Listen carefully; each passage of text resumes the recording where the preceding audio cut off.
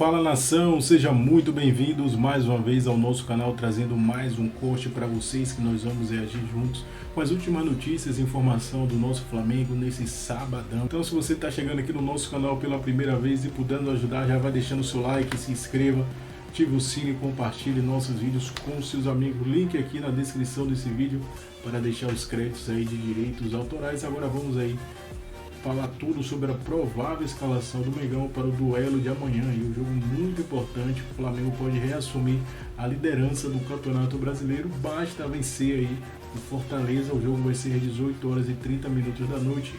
E torcer aí pelo um tropeço do Palmeiras. Um empate, uma derrota.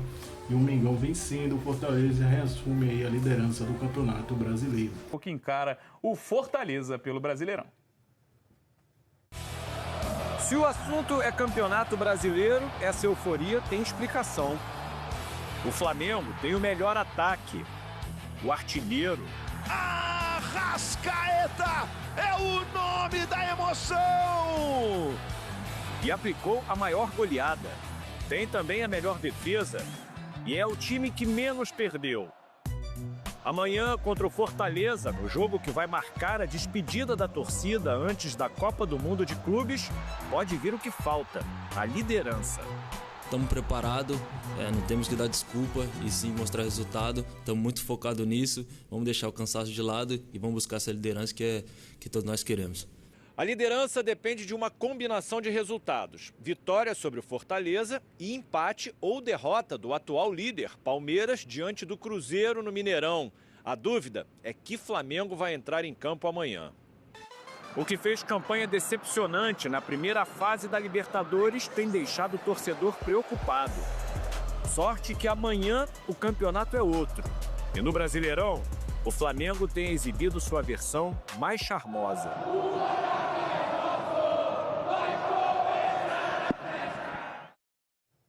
O Flamengo com essa possibilidade, então, vencendo o Fortaleza jogando em casa, né, contando com o resultado, talvez com um empate entre Cruzeiro e Palmeiras, pode alcançar a liderança, Raed. E muito que estava nessa reportagem é a pergunta que eu me faço, né? Por que o Flamengo do Brasileiro é tão diferente da Libertadores? Você tem essa resposta para me dar, não? Eu não considero diferente. Eu considero que o sistema de jogo encontrado no Brasil e o sistema de jogo dos adversários da Libertadores, eles impedem com que o Flamengo tenha ali uma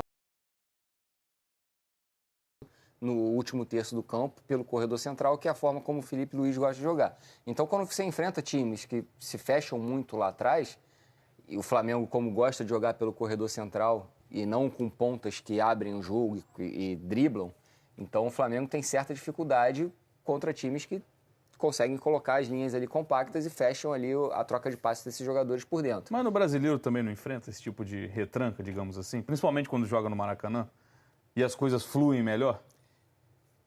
Então, os times eles podem até tentar fazer alguma coisa parecida com isso. Se fecha ali atrás. O Flamengo já teve dificuldades contra times aqui do cenário nacional com relação a isso também, não é só na Libertadores. Mas cada jogo tem uma história, cada adversário também tem uma história. Às vezes o adversário que o Flamengo enfrenta da Libertadores tem um pouco mais de tranquilidade para trabalhar e conseguir fazer ali mecanismos defensivos e também um melhor repouso, porque o calendário do futebol brasileiro é um calendário insano, do que os outros times do futebol brasileiro. Então, os times que jogam quarta e domingo no futebol brasileiro têm ali pouco tempo de preparação para enfrentar um Flamengo desse e, às vezes, não tem os mecanismos treinados para que você consiga fazer uma zona defensiva mais compacta. É por aí, Gonza. Para a gente tentar entender, porque realmente chama atenção o desempenho do Flamengo na Libertadores, né? Quando o Flamengo enfrenta o Central Córdoba no Maracanã e acaba derrotado, eu tinha pelo menos a percepção de que é algo fora da curva. É um jogo que acontece, né? Se jogarem 10 vezes Flamengo e Central Córdoba, o Flamengo vai vencer 9 e a 10ª foi a que aconteceu. Mas depois o Flamengo seguiu enfrentando esses adversários, como a própria LDU, enfim, o Central Córdoba jogando fora. E agora esse jogo contra o Táchira chama atenção também contra um adversário muito fraco no Maracanã. O Flamengo conseguiu a classificação, conseguiu a vitória. Mas esse desempenho do Brasileirão que a gente vê algumas vezes, o Flamengo atropelou alguns adversários, como o próprio Corinthians. Se a gente lembrar daquele jogo contra o Corinthians no Maracanã, pelo Campeonato Brasileiro, a gente olha para aquele jogo, eu tinha essa sensação assim, olha, quem pegar o Flamengo Está em apuros. Quem jogar contra o Flamengo no Maracanã vai ter muita dificuldade. Enfim, parecia uma vitória que embalaria várias boas atuações e essa oscilação vem acontecendo. Eu acho que tem alguns aspectos aí. Primeiro, acho que tem a questão de, desde sempre, o Felipe Luiz e o José Botto sempre colocaram a prioridade, que é o Campeonato Brasileiro. Então, há claramente uma diferença de foco. O Flamengo está entrando nos jogos de Campeonato Brasileiro muito ligado, né? Ele mesmo o jogo que ele perdeu contra o Cruzeiro, mas não foi um jogo que ele, enfim, foi amplamente dominado, né? Ele se impõe contra o Corinthians, se impõe contra o Palmeiras. Então, acho que isso é um aspecto. Acho que o segundo aspecto, o Raed já falou, se você pegar qualquer time brasileiro que enfrenta um time de outro país, da Libertadores, se você pegar a lista de jogos da temporada, a dos times brasileiros é muito maior. Às vezes você tem, sei lá, o Bahia com quase 40 jogos na temporada e times sul-americanos, às vezes, com 4, 5, 6 jogos. Porque eles, o calendário deles é outro. Aconteceu no início da Libertadores, desculpa. Aconteceu no início da Libertadores, do grupo do Bolívar. O Bolívar tinha 4, 5 jogos, o outro time tinha 30. Pois é. Então isso tudo faz muita diferença. E acho também que talvez o torcedor do Flamengo, e aí não adianta, ninguém vai ensinar o torcedor a torcer, mas eu acho que há um certo exagero. Aquele torcedor que fez assim no jogo do Tátira, para mim o jogo em que o Flamengo foi muito mal foi contra o Central Córdoba. E esse jogo, que como você falou, eu concordo contigo, acho que é um ponto fora da curva, esse jogo vai determinar o resto da primeira fase, porque uma competição de tiro curto. O Flamengo contra a LDU não vai tão mal, consegue a vitória, só que no último jogo, aí é aquela história, você está jogando contra um time muito mais fraco, você tem toda a responsabilidade, toda a obrigação. O time não almeja mais nada, né? O Tátira nem sul-americano tinha possibilidade, e aí não tinha feito ponto nenhum. Claro, e aí o Tátira bota ali os 11 atrás e o tempo vai passando, a bola não entra e aí vai começando a funcionar o sistema nervoso. Tanto é que o Flamengo precisa resolver o jogo numa jogada de bola parada, uma jogada bem ensaiada, uma batida muito boa do Luiz Araújo para a conclusão do Léo Pereira. Então, eu acho que a partir da retomada da Libertadores, aí já na fase de mata-mata, né, depois do Mundial de Clubes, dependendo do que seja esse Mundial para o Flamengo, eu acho que a atuação do time na Libertadores pode ser outra. Não sei se vai ganhar, se não vai ganhar, não sabemos quem ele vai enfrentar nas oitavas. Mas eu acho que essa primeira fase da Libertadores foi muito determinada por aquela derrota contra o Central Córdoba, que deixou o time meio que com a corda no pescoço.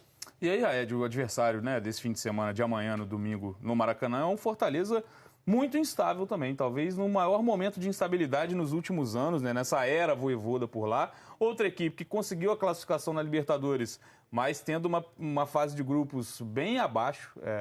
Não que o Fortaleza fosse apontado como favorito do grupo, porque tinha um Racing, que é um time que, né, se destacou nesse último ano, foi campeão da Copa Sul-Americana e da própria Recopa contra o Botafogo, mas não está legal o momento por lá, né? E o Fortaleza a gente apontava, e principalmente depois desse jogo contra o Juventude, poderia ser uma retomada, uma arrancada, tem peças, tem um elenco mais equilibrado, mas também é um time que vai precisar bastante dessa pausa da Copa do Mundo de Clubes para evoluir, né? Para voltar a ser um Fortaleza competitivo, porque a gente viu na nossa tabela, né? Tá flertando com o Z4. O Fortaleza que o Vojvoda colocou na cabeça dele no início da temporada, com as contratações, ele não aconteceu.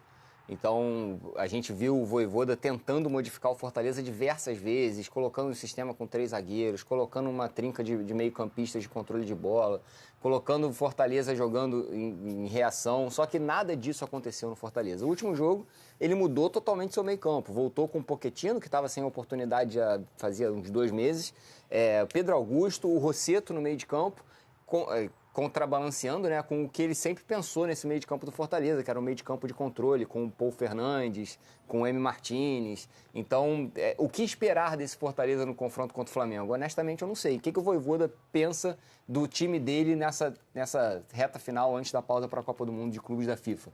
Eu imagino que ele vai repetir o time que acabou perdendo para o Racing na última quarta-feira, no último meio de semana, pela Libertadores, com um meio de campo um pouco mais de transição, de dinâmica e transição, e não um meio de campo gringo, meio de campo só com jogadores estrangeiros, que é um meio de campo mais de controle de bola.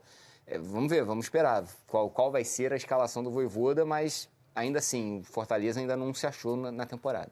É isso, tem esse risco de ir para essa pausa da Copa do Mundo de Clubes com o nome do Fortaleza ali dentro da zona do rebaixamento, porque tem uma partida muito complicada nessa rodada e está ali na beira do Z4. E falando em Copa do Mundo de Clubes, hoje é dia, né, do Flamengo descobrir, faltando pouquíssimo tempo para o início da competição, mais um adversário na fase de grupos, e teremos, inclusive, partida aqui na tela do Sport TV. A bola rola às 11h30 da noite, LAFC, Los Angeles FC, contra o América do México. Quem vencer, né, nesse play-off para a Copa do Mundo de Clubes estará no grupo do Flamengo, que já tem o Chelsea e já tem o Esperance da Tunísia.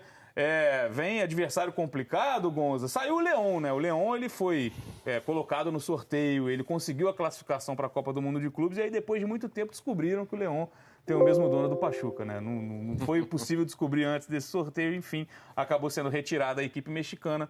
E hoje sai esse último classificado para a Copa do Mundo de Clubes, torcedor do Flamengo certamente ligadinho aqui na tela do Sport TV para conhecer, né, um pouco mais de um dos adversários. Não, certamente, não só o torcedor do Flamengo, né, mas acho que todo mundo que gosta de futebol, que está na expectativa pela Copa do Mundo, já deve acompanhar esse jogo para já. Uma ótima entrevista coletiva, rebateu desculpa de calendário, não se incomodou com vaia, pelo contrário, disse que a torcida está certa e também que o time precisa ter mais criatividade e finalizar mais.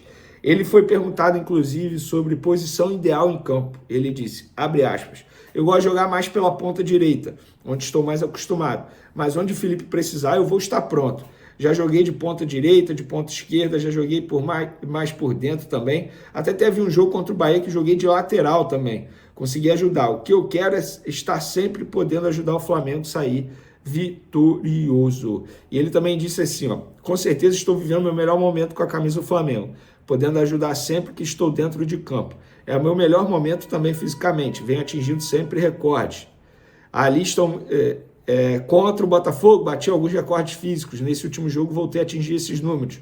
Com certeza estou no meu melhor momento fisicamente. Então tá aí a entrevista coletiva do Luiz Araújo. Agora vamos para o assunto principal do vídeo, que é sobre Gonzalo Plata, que eu considero um absurdo. O Flamengo emitiu uma importante nota oficial, tá? E eu peço muita atenção de vocês para essa nota oficial, porque ela foi muito bem escrita e serve de uma forma, digamos, para o Flamengo se defender na justiça, juridicamente falando. Acho que os advogados podem me corrigir se o termo estiver correto. Mas vamos lá. Abre aspas. Ao ser informado da convocação de Gonzalo Plata para defender a seleção equatoriana na data FIFA de junho, o Clube de Regatas do Flamengo relembra que o atleta apresentou dores no joelho direito, sendo diagnosticado com edema ósseo. Desde então, o jogador realiza tratamento com o departamento médico do clube, incluindo sessões de fisioterapia focadas em fortalecimento e equilíbrio muscular. Recentemente, o Flamengo foi procurado pela Federação Equatoriana de Futebol a respeito das condições do atleta para uma possível convocação. Na ocasião, o clube esclareceu que Gonzalo Plata não vem atuando por ainda estar em processo de recuperação e, portanto, não haveria segurança para sua utilização pelo Equador. No dia 29 de maio, inclusive, um teste isocinético apontou níveis de força ainda insatisfatórios para a prática desportiva. Paralelamente a estas conversas, o clube foi surpreendido com a informação de que, sem qualquer comunicação prévia ou autorização, um médico e um fisioterapeuta da Federação Equatoriana de Futebol estiveram na residência do atleta. Na visita, eles realizaram procedimentos à revelia do Flamengo no joelho afetado, com o objetivo de antecipar etapas no seu retorno aos gramados, o que interfere de maneira irresponsável no planejamento de recuperação estabelecido pelo departamento médico do clube. Embora reconheça a obrigatoriedade de liberar jogadores para as suas seleções nas datas FIFA, o Flamengo entende que tais atitudes representam um risco à plena recuperação do atleta, o que pode comprometer sua participação no restante da temporada e até na sua carreira. O clube lamenta a condução do caso por parte da Federação Equatoriana de Futebol, que chegou a solicitar a antecipação da apresentação do jogador e reforça que prioriza sempre a saúde e o bem-estar de seus atletas. Nesta sexta-feira, o Clube de Regatas do Flamengo enviou formalmente um ofício para a Federação Equatoriana de Futebol, no qual reforça o risco de agravamento da lesão em caso de utilização do atleta. Gente, isso aqui é um absurdo. Isso aqui é um absurdo. O que a seleção equatoriana fez, repito, absurdo, um escárnio. E a FIFA precisa fazer algo. O Flamengo, de maneira inteligente, emitiu esse comunicado oficial para expor publicamente, inclusive para todas as esferas, digamos, para a FIFA, para a seleção, para a Federação Equatoriana, para a CBF, que a CBF tem o papel de defender os clubes brasileiros também, embora seja algo ligado à FIFA, por ser data FIFA. O Flamengo é obrigado a liberar pela regra da FIFA, e se não liberar, o Flamengo vai ter que pagar uma multa alta, e assim, não faz sentido o Flamengo, entre aspas, comprar essa briga, não faz sentido, questão financeira, enfim. Beleza, quer liberar? Libera. Quer liberar? Não, tem que liberar? Libera. O jogador não pode entrar em campo. Se o jogador entrar em campo, é um risco à saúde do atleta. Qual é o medo do Flamengo? Vamos lá, no bom português aqui. O medo do Flamengo é ele tomar uma injeção para aliviar as dores, que a gente sabe que isso acontece. Aí ele entra em campo, força o jogador, ele acaba se lesionando de novo. Esse é o medo do Flamengo. O Garro do Corinthians, ele parou durante um longo período por conta disso, porque ele não aguentava mais tomar injeção para aliviar a dor e ir para o jogo no sacrifício, o que só piorava. É uma medida paliativa, não é uma medida que vai cuidar da saúde do atleta, pelo contrário, vai expor o atleta. E se o Flamengo não vem colocando esse atleta em campo durante muito tempo, é porque ele está lesionado. E se ele está lesionado, por que ele vai ser convocado? Não era para ele ser convocado lesionado. Desnecessariamente, o departamento médico do Equador faz isso. E outra, o Flamengo tem um Super Mundial batendo a porta. O segundo jogo na data FIFA é no dia 10 de junho, da seleção do Equador. O Flamengo tem que assistir o Campeonato Brasileiro, não precisa assistir não. Só 2 times, Palmeiras e Flamengo. Não precisa assistir todos os jogos do Brasileiro. Não, você acha que precisa assistir Corinthians e Santos? Pra quê, vai? Qual jogador de Corinthians e Santos que vai pra seleção? Vocês têm algum nome? Se o Neymar jogasse, né? Não, então, se a minha mãe não tivesse trepado no meu pai, também não tava aqui. Um monte de gente fala assim. Isso aí, nação, ficamos por aqui. E esse foi mais um corte aqui do nosso canal que a gente reagiu aí, trazendo as últimas notícias e atualizações do nosso Mengão neste sabadão, dia 31 de maio de 2025, galera. Então, se chegou aqui no nosso canal pela primeira vez, quiser nos ajudar sempre a trazer conteúdos diários para vocês sobre o mais querido e amado do Brasil, deixe aquele like, se inscreva, ative o sino, compartilhe nossos vídeos com seus amigos. Lembrando para vocês mais uma vez, o jogo do Flamengo pela 11ª rodada vai ser às 18h30. O Mengão aí com uma vitória e um tropeço do Palmeiras, aí um empate, uma derrota do Palmeiras. O Flamengo reassume a liderança do Campeonato Brasileiro, que é muito importante aí. O Mengão, antes dessa parada aí, reassumiu o Campeonato Brasileiro, porque é um campeonato difícil, a gente sabe que vai decidido aí, rodada após rodadas aí. Mas o Flamengo tem um grande time aí, tem uma seleção que pode se vencer esse Campeonato Brasileiro, que promete ser um dos mais difíceis desses últimos anos.